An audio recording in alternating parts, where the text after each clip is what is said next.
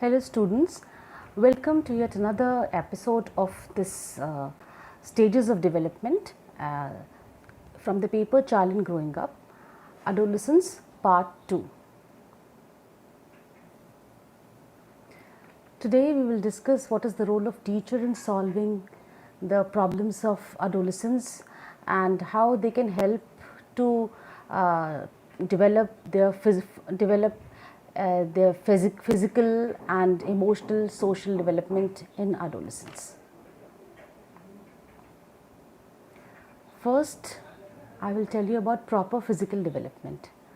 The teacher should plan for the aspect in the following manner: by organizing various types of physical exercises, sports and games, by imparting a proper knowledge about physical and health education, by organizing various types of extracurricular activities. As I have discussed before in the last session, that the development of body is always from cephaloccaudal and promidoxal movement from head to toe downwards and from the middle to the outer area of the body. So this is the time when a boy or a girl has developed properly. उसका सब कुछ develop हो चुका है, उसका mental development properly हो चुका है, उसका फिजिकल डेवलपमेंट हो चुका है, and it is considered that by this time when he reaches the age of adolescence, his brain, the weight of brain is 1 kg 100 grams or 200 grams. तो उसके जो दिमाग का वज़न बताया जाता है वो 1 किलोग्राम 200 ग्राम के बराबर होता है, और उसमें बहुत सारे बॉडीली चेंज आ रहे होते हैं, जैसे कि उसके विजडम टूथ भी आ रहे होते हैं, और जो उसका मसल्स हैं वो डेवलप हो रहे होते हैं, उसकी हाइट और वेट तो डेवलप हो ही रही होती है, और उसका डाइट प्लान वैसे बन रहा होता है जिससे उसकी सब एक्टिविटी जो है उस जिसमें जो उसको इन्फ्लुएंस करती है. तो what is the role of teacher here? Teacher plays a very vital role in the development of adolescence. तो पहला जो फिज़िकल डेवलपमेंट के लिए वो रोल है कि various types of exercises school colleges में होनी चाहिए, बहुत सारे होने चाहिए, जैसे कि मॉर्निंग प्रेयर के बाद में कुछ योगा होना चाहिए, या कुछ ऐसी एक्सरसाइज पीटी, जैसे बहुत ऐसा होता है कि फ़िज़िकल ट्रेनर्स होते हैं और वो पीटी कराते हैं और योगा कराते हैं. एक स्पोर्ट्स या 2 स्पोर्ट्स का क्लास हर वीक में होना चाहिए, जिसमें वो किसी गेम्स में पार्टिसिपेट करे, किसी स्पोर्ट्स में पार्टिसिपेट करे, स्पेशली उसके इंटरेस्ट के हिसाब से. अगर वो फुटबॉल खेलना चाहता है, बास्केटबॉल खेलना चाहता है और क्रिकेट खेलना चाहता है, या जो फैसिलिटी स्कूल में अवेलेबल है इंस्टीट्यूशन में, वो उसको उसमें पार्टिसिपेट करे. उसके लिए टीचर को बहुत मोटिवेट करना पड़ता है, क्योंकि all the children are not same. Individual difference होता है. Some of the children are very lazy, do not want to participate, और they have some laid back attitude, but teacher should motivate and encourage them to participate. And some of the students are also there who do not want to participate only because they don't want to lose. So these taboos should be removed by the teacher, that no, it is not important to win or lose, it is important to participate because of the reason that you are doing some physical activity and this will improve your health condition. ये सारी जानकारी उनको दें और उनको ज़्यादा से ज़्यादा पार्टिसिपेट करने के लिए उनको प्रोत्साहित करें कि वो स्पोर्ट्स में पार्टिसिपेट करें.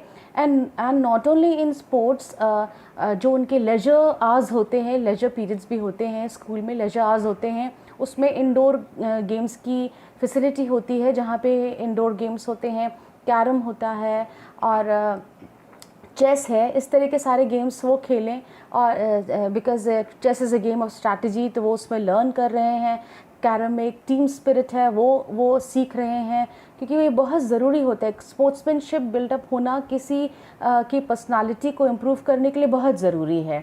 तो ये सब होना चाहिए स्कूल में, और टीचर को उसको प्रॉपर इन्फॉर्मेशन, प्रॉपर नॉलेज देना चाहिए उसको हेल्थ एजुकेशन के लिए कि सबको ब्रेकफास्ट करके आना है अपने घर से।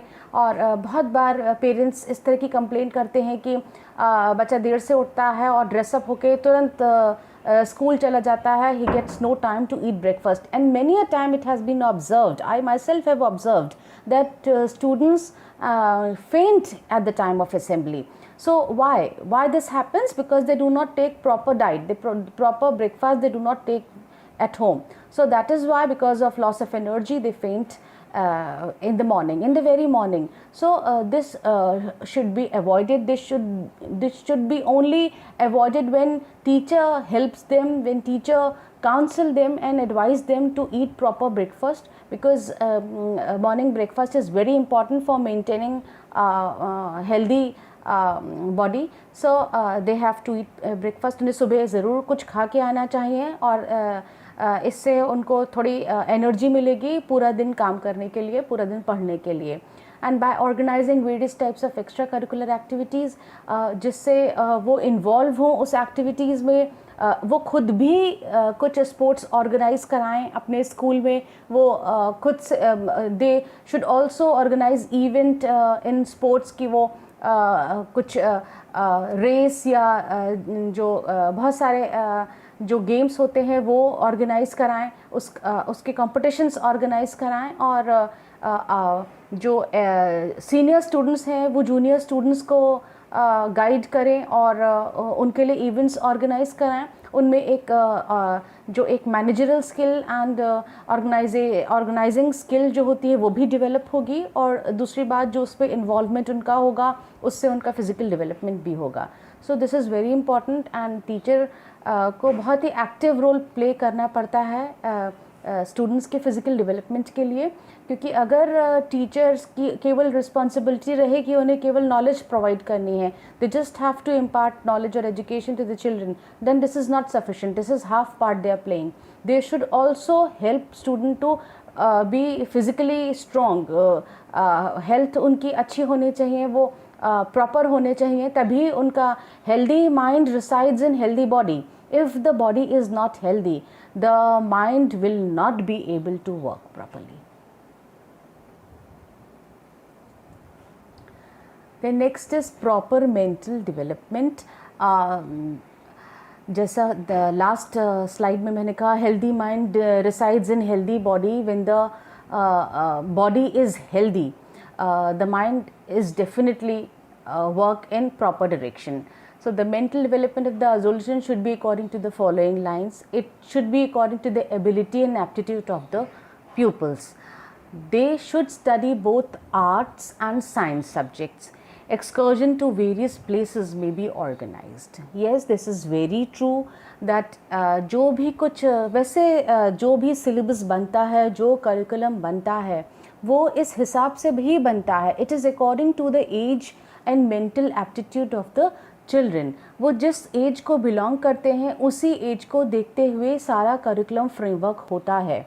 जो भी उसकी काउंसिल है, जो भी उसकी रेगुलेटरी बॉडी है, वो उसी हिसाब से बच्चों का जो करिकुलम है वो फ्रेमवर्क होता है, सिलेबस फ्रेमवर्क होता है. It is according to the ability and aptitude of the students, and they should study both arts and science subject. उनका दोनों तरफ ही इंटरेस्ट होना चाहिए. They should study, it is not that art subjects are not interesting, history is not interesting, I don't have interest in history, and many times it has been heard that students are complaining that I don't like geography, I don't like civics, I don't like political science, I only like subjects geography I like, physics I like mathematics, and I like biology. So they just want to study such subjects, but this is the responsibility of the teacher, that he or she should make the subject or teach the subject in interesting way, so that students will take interest in studying the subjects.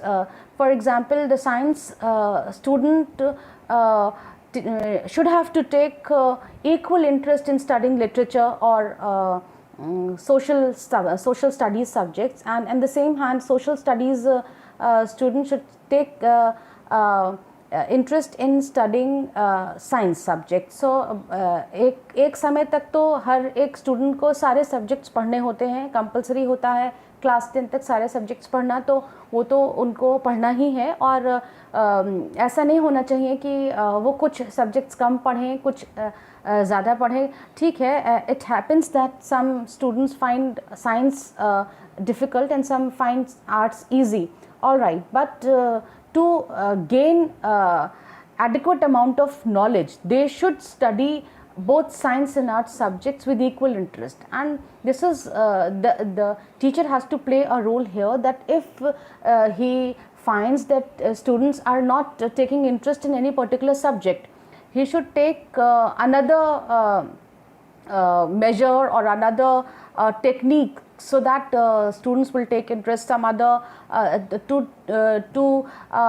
teach children with the help of models or with the help of some other device, so that students start taking interest in the subjects which they don't like. Excursion to various places may be organized, yes, and in this present system of education, schools are organizing educational excursions to various places, so that students may go and do things practically. They sometime the excursion at various factories, industrial areas, labs, and cottage industries, and to some historical places. They are taking students for to explore and find out the new things, what the people have done and what the people are doing. Like in historical places, how the historical places have been made, and what is the architecture of that place. And what are the strong points of the place, what are the present architects are using or extracting the ideas. So these are the things which students learn when they themselves visit to the place. And in factories and labs, they learn how the things are made, what are the quality measures they keep, and what are how to maintain sanitization, and how to sterilize the room. So they learn all these things when they visit to the place. So it is very important to make them learn, and to it is not only that they learn, it also gives idea to them that how they can do it, how in small how at small level they can do it, and how they themselves make a model of those places where they have visited. So it is important, and it also gives them the experience that by gradual progress and by gradual effort, these things have been done. Sometimes since it is an age of imagination, they think that whatever they are doing, they get immediate result. But by visiting these places, they will understand the importance of time, the value of time, and the importance of gradual working, continuous working, consistent working, that will give a very positive result. So they will learn all these things when they go for educational excursion at various places. Modern methods of teaching should be used to teach various subjects. जो भी वो subjects पढ़ रहे हैं उसके जैसा देखा गया कि आर्ट्स के सब्जेक्ट में इंटरेस्ट कम लेते हैं, तो with the help of slides, with the help of some educational movie, or with the help of some short stories, the subject should be taught, the topic according to the topic's demand. So modern methods and modern techniques also help them to understand in a better way. अगर उनको कोई चीज़ अच्छी नहीं लग रही है या उनको कोई इंटरेस्ट नहीं आ रहा है, तो उसके लिए कोई मॉडल या with the help of experiment और with the help of slide show or some presentation on the screen, it should be taught, जो वो चीज़ सीखेंगे उसमें उनको इंटरेस्ट आएगा करने के लिए भी, और वो विद हेल्प ऑफ एनिमेशंस तो उनको इंटरेस्ट आएगा और उनका रुझान सब्जेक्ट की तरफ बढ़ेगा जो वो नहीं भी अच्छा लगता होगा। जैसे साइंस के सब्जेक्ट्स जिनको पसंद है उनको आर्ट्स का सब्जेक्ट नहीं पसंद है, तो वो उसको उस तरह से चीज़ें एक्सपेरिमेंट्स या उस तरह के नए नए मेथड से पढ़ाएंगे तो उनको अच्छा लगेगा। और अगर वो आर्ट्स के स्टूडेंट हैं और उनको साइंस के सब्जेक्ट थोड़े डिफ़िकल्ट लगते हैं तो उनको अगर मॉडल एक्सपेरिमेंट्स या कुछ डिमॉन्स्ट्रेशन के थ्रू पढ़ाया जाएगा तो उनको वो अच्छा लगेगा। All the school teachers should try to impart necessary guidance as and when necessary, as and when required. This is very important. अब तो खैर हर स्कूल में एक काउंसलिंग सेल है, ग्रीवियंस सेल होता है, जिसमें स्टूडेंट्स जाके अपना कुछ भी अगर कॉन्फिडेंशियल बात शेयर करना चाहते हैं, कुछ अपनी शिकायत है या उनको कोई प्रॉब्लम है तो वो डिस्कस कर सकते हैं। वो एक full time counsellor is now appointed in school, psychologist who will help them whenever they need. तो ये काउंसलिंग जो सेल होता है is very important in every school, because teenagers को बहुत सारी ऐसी प्रॉब्लम्स होती हैं, they do not want to discuss it with anyone, even with their parents, with friends, जो वो किसी से डिस्कस नहीं करना चाहते हैं। तो उनके लिए ये एक बहुत इम्पॉर्टेंट और एक बहुत ही वैल्यूबल प्लेस होता है जहाँ पर वो किसी से अपनी बात कन्फाइड कर सकते हैं और वो किसी को उनकी बात ना बताएं, तो और उनकी प्रॉब्लम सॉल्व भी करे। तो एक गाइडेंस एंड काउंसलिंग का सेल होना चाहिए हर स्कूल में, जो जहाँ पर जो members of the counselling team हो वो उनको हर तरह की हेल्प और सजेशंस दें, एडवाइस दें कि उनको क्या करना है और उससे उस परिस्थिति से कैसे निकलना है, how to find a way और how to fight with the situation. बहुत sometime it happens that in school only they are facing many problems with teachers, with senior students, but they are not able to open up with anyone. But when teachers, when there is a counseling cell and when the counselor is providing proper information, they can relieve their tension and their stress and find solution with the help of the counseling members. They should be entrusted with responsibility so as to develop a feeling of responsibility in them. This is true कि जब किसी के ऊपर कोई भी उत्तरदायित्व होता है, कोई रिस्पॉन्सिबिलिटी होती है, तो वो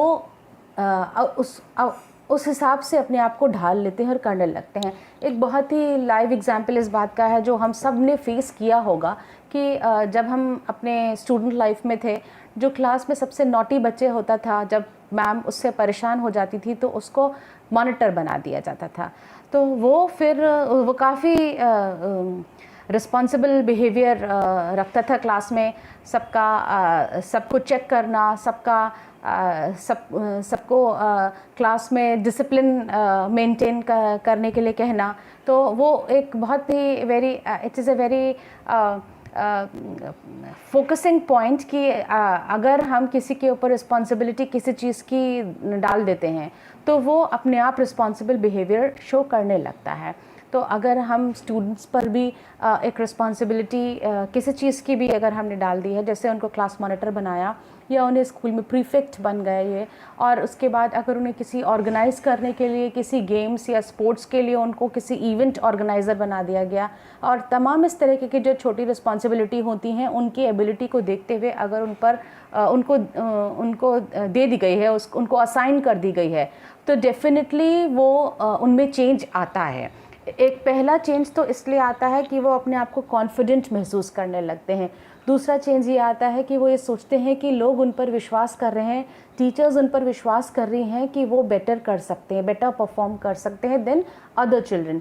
सो डेफिनेटली वो एक साइकोलॉजिकली इम्पैक्ट उनके माइंड पर पड़ता है कि यस हम रिस्पॉन्सिबल हैं, I am better than others, that is why this responsibility this is given to me, so I have to behave properly, I have to manage things accordingly, I have to keep things in time, I have to be punctual. So ये सारी चीज़ें उनमें अपने आप ही automatically it comes in them. The teacher should keep in view that there are individual difference among students. Every child should be able to find out subject of his choice. This is true. This is very true कि individual difference होता है, व्यक्तिगत भिन्नता होती है और हर बालक, हर एक स्टूडेंट उसी तरीके से परफॉर्म करता है. हम ये नहीं कह सकते कि in the class of 35 students all the students are interested in science subject और all the students are interested in arts subjects. It is not true.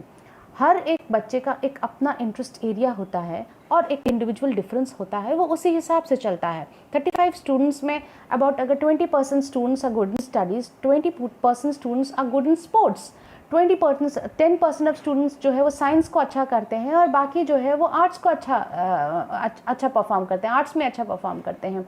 तो ये एक इंडिविजुअल डिफरेंस है, उसको हमें ध्यान रखना चाहिए.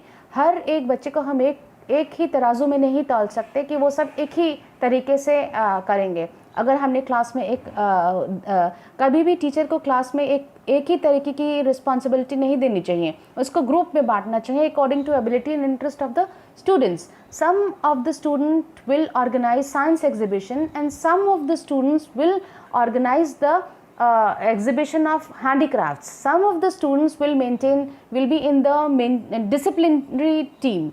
So the team should be divided. Some will prepare the brochures or invitations if they are creative.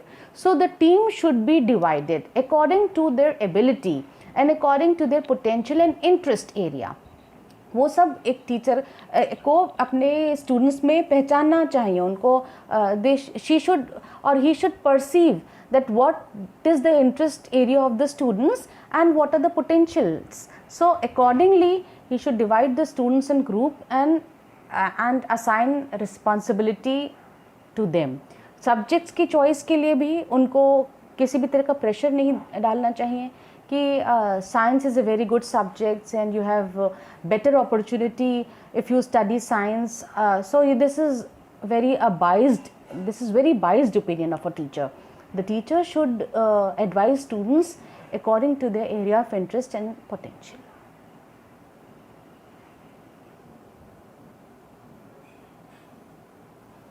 And proper emotional development. जैसा कि कहा ही गया है कि adolescence is a age of stress and storm by Stanley Hall. उन्होंने अगर कहा है तो ये बिल्कुल सही कहा है ये कि ये उत्पात और तूफ़ान की स्टेज होती है, ये स्थिति होती है जिस टाइम सब चीज़ अनकंट्रोलेबल तरीके से होती है. वो एक ऐसा समय होता है जिसमें कुछ भी प्रिडिक्टेबल नहीं है. Everything is unpredictable in their behaviour. So the teacher should try to sublimate the lower emotions of the child.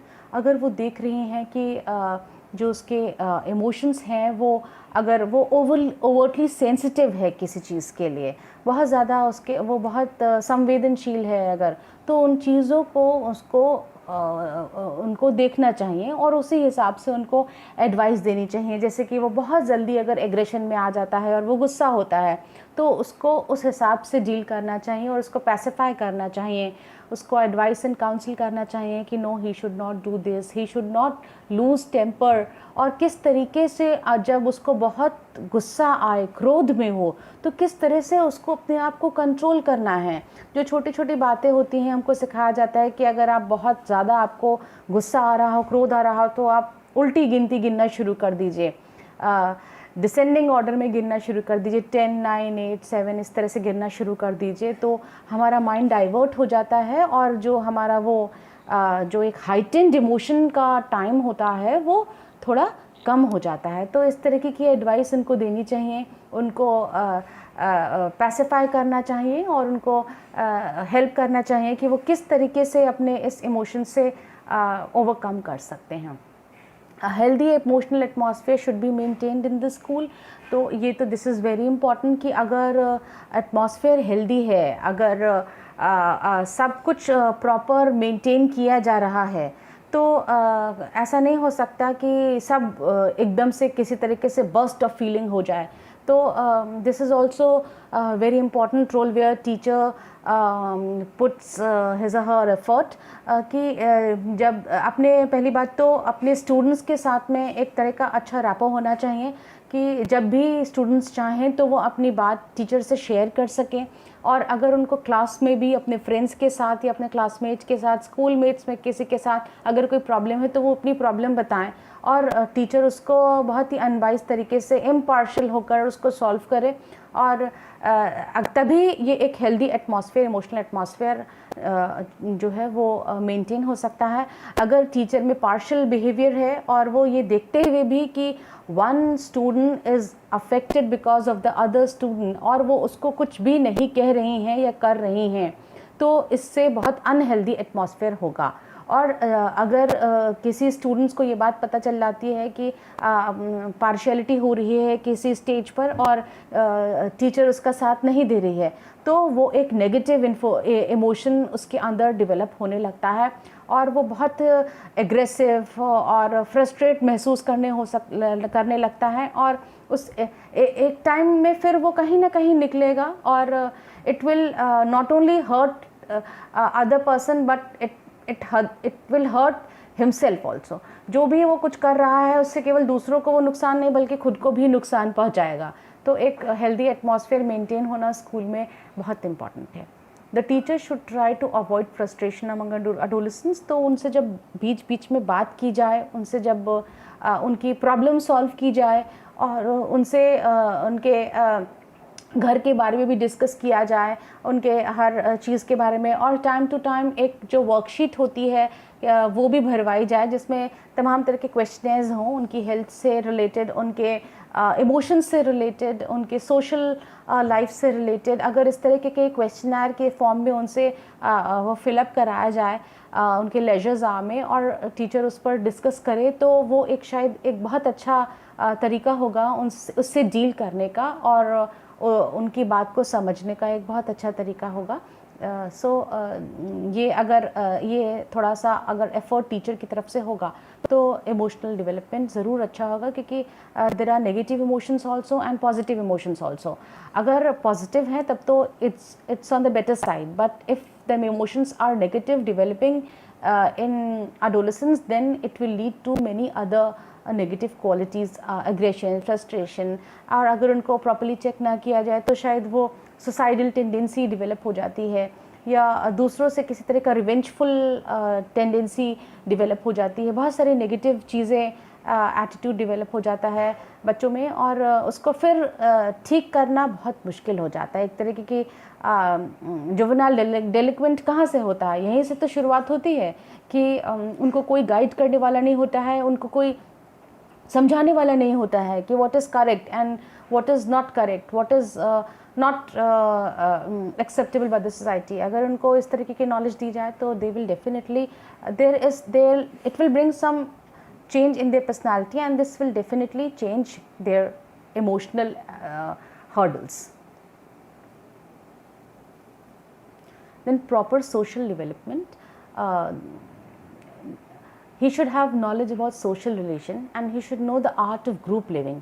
Various group activities may be organized. So social relationship कैसे होता है? अच्छा, जब parents का अच्छा relationship होता है society में तो स्टूडेंट्स का भी अच्छा रिलेशनशिप होता है और वो उन्हें किसी न किसी ग्रुप से ज़रूर जुड़ना चाहिए। जैसे स्टूडेंट्स के लिए भी आर्ट ऑफ लिविंग ग्रुप है और कुछ जो उनका इंटरेस्ट एरिया है, जैसे उन्होंने किसी अब तो बहुत सारे स्कूल्स में भी और कॉलेजेस में भी बहुत सारे ग्रुप्स होते हैं, म्यूज़िक बैंड होता है, डांस ग्रुप होते हैं और लिटरेरी ग्रुप है। तो किसी न किसी ग्रुप में उनको they should be made compulsory in the institution that they have to join one group according to the area of interest, at least one group in their area of interest। उनको कोई group ज़रूर join करना है और group join करने से ये होता है कि हम डिफरेंट तरीके के लोगों से मिलते हैं और उनके आइडियाज़ शेयर करते हैं। जैसे कि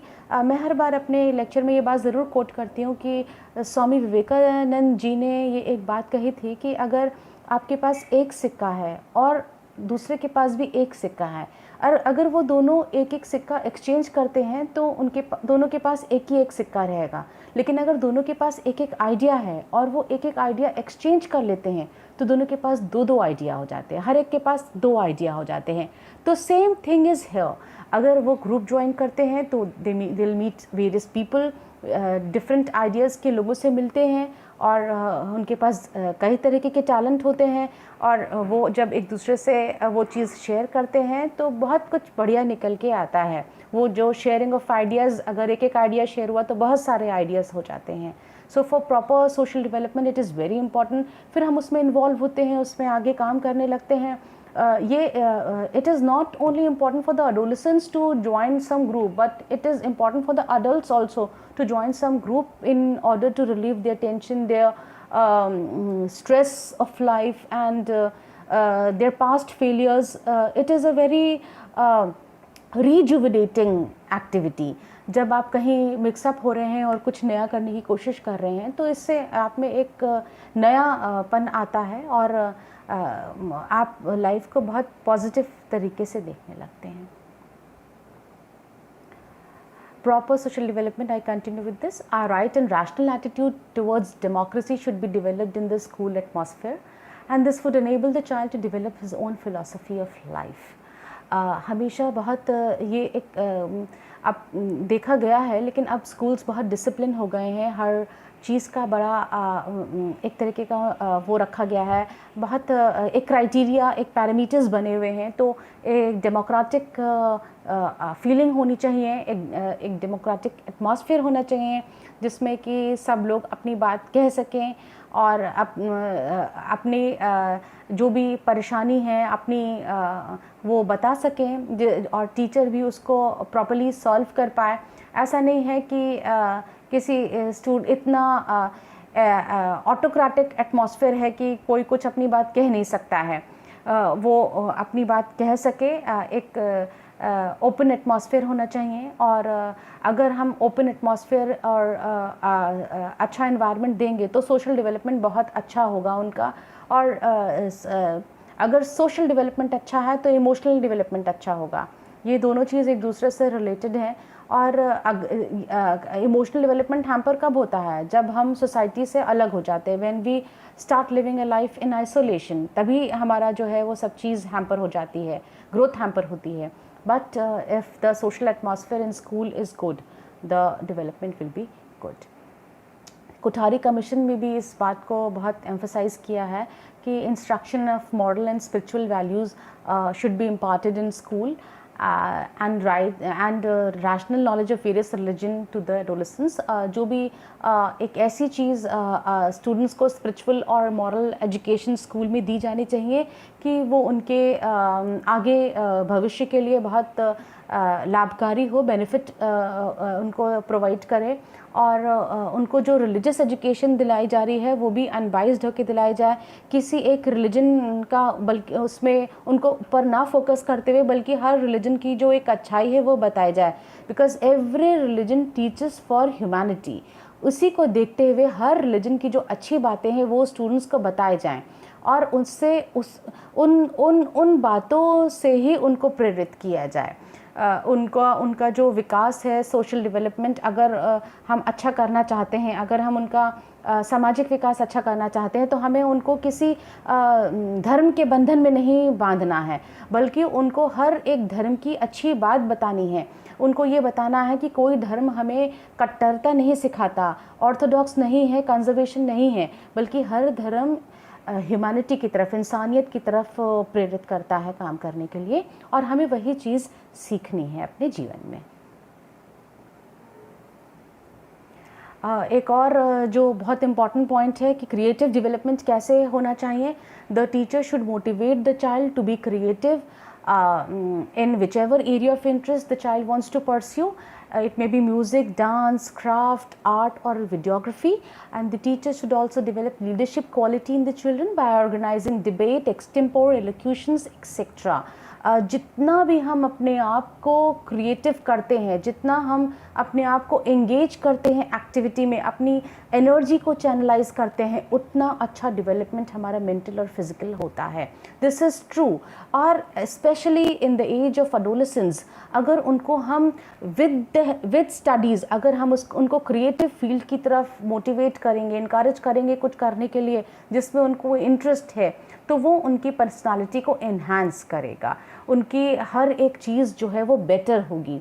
अगर उनका एरिया म्यूज़िक है, डांस है, क्राफ्ट है, गार्डनिंग है, पेंटिंग है, किसी भी तरीके का कुछ है, तो हमें उनको उस एरिया में मोटिवेट करना है, क्लास में उनको अप्रिशिएट करना है। पनिशमेंट एंड अवॉर्ड का बहुत इम्पॉर्टेंट रोल होता है सबकी लाइफ में, चाहे वो छोटा बच्चा हो चाहे वो बड़ा बच्चा हो। Punishment and reward plays a very important role. अगर उसको किसी बात के लिए पनिश किया जा रहा है तो उसको अवॉर्ड भी तो मिलना चाहिए जब वो कुछ अच्छा काम करे। So in the same way class में अगर सब तरह के बच्चे हैं, कुछ बैक बेंचेस हैं, कुछ शार्प हैं, कुछ अबव एवरेज हैं, तो सब लोगों में कोई एक टैलेंट ज़रूर होगा। ये सारी कैटेगरीज़ हैं, इन सब कैटेगरीज़ में कोई एक टैलेंट ज़रूर होगा। टीचर को उस टैलेंट को इन्हांस करना है और जो बच्चे थोड़े हेजिटेंट हैं उनकी भी हेल्प करनी है ताकि वो पार्टिसिपेट प्रॉपर्ली करें एक्टिविटीज़ में और बेटर परफॉर्म करें और उनका डेवलपमेंट अच्छा हो। Education for the development of self reliance attitude, जो उनको सेल्फ रिलायंस कैसे बनाना है, तो उनको सेल्फ रिलायंस बनाने के लिए उनको मोटिवेट करना होता है कि जैसे प्रीफिक्स बनते हैं स्कूल में, उनको प्रीफिक्स बनाया जाए ताकि वो जो सीनियर स्टूडेंट्स हैं वो जूनियर स्टूडेंट्स की हेल्प करें, उनको उनके लंच पीरियड में जाके, उनका जो ब्रेक होता है, टिफ़िन टाइम होता है, उसमें जाके उनकी हेल्प करें। और उनको जब वो असेंबली के टाइम में अगर उनका क्लास ऊपर है, स्टेज से चढ़ के जा रहे हैं, तो उनको हेल्प करें। ये गेम्स पीरियड में जो जूनियर स्टूडेंट्स को वॉच करने के लिए सीनियर प्रीफिक्स बने, तो इस तरह की रिस्पॉन्सिबिलिटी जब दी जाती है तो उसमें एक सेल्फ रिलायंस एटीट्यूड डेवलप होता है बच्चों में। And school should organize fete, exhibition, where they not only learn how to organize event but also to sell their articles and earn money. In this way they will also know the value of money. वो जो उनके यहाँ annual fates होते हैं organise करना, उनको event को कैसे ऑर्गेनाइज किया जाए, कैसे प्लान किया जाए, कौन से आर्टिकल्स उनको बनाने हैं क्राफ्ट्स में, उसका वो कितना प्राइस नॉमिनल रख सकते हैं, वो कितना लोग उसको बाय करेंगे कितने प्राइस पर, ये सारी चीज़ें उनको सब उनको देना चाहिए ये रिस्पॉन्सिबिलिटी कि वो डिसाइड करें।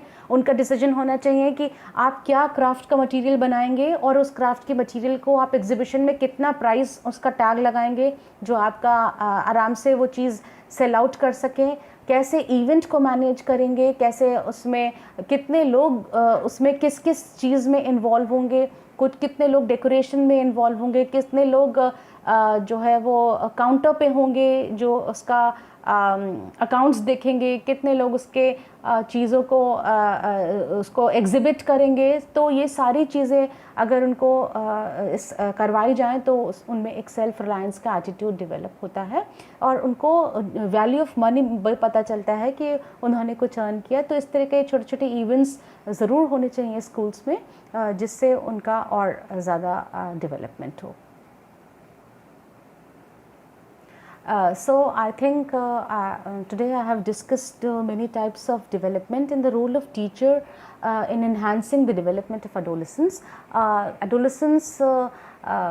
Since all the types of changes takes place during the adolescence, the teacher should play a role of a friend, philosopher and guide to provide help to adolescents. Society and parents are not easily available to him, but they look at teacher to provide desirable knowledge and direction. तो school में जब teacher होता है तो वही उसकी suggestion और advice बहुत इंपॉर्टेंट होती है और वैल्यूबल होती है।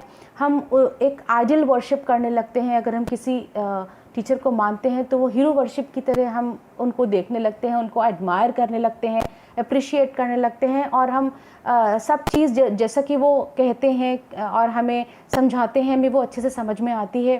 तो टीचर को बहुत ही एक दोस्त की तरह होना चाहिए, एक फ्रेंड, फिलोसोफर, गाइड की तरह होना चाहिए जो वक्त वक्त पर ईच स्टेप ऑफ लाइफ अपने स्टूडेंट्स को गाइड करे और उनको सही मार्गदर्शन करे और उनको कुछ करने के लिए प्रेरित करे, जो वो कर रहे हैं वो और अच्छी तरीके से कर सकें। सो अगर एक लाइफ में अच्छा टीचर मिलता है तो एक समझ लीजिए कि आपको सब कुछ मिल गया है। और टीचर को भी यही सोचना चाहिए कि उनका धर्म ही यही है कि वो अपने स्टूडेंट्स को अच्छा डायरेक्शन दें, अच्छा सजेशन दें और एक अच्छे सिटीज़न के रूप में, अच्छे पर्सन के रूप में उनकी लाइफ को डेवलप कर पाएँ। तभी उनका ये जो लाइफ है will be worth while. So today's session I end here, and we'll surely meet in the next session, and I hope the information, the knowledge that I have provided today will be beneficial to you.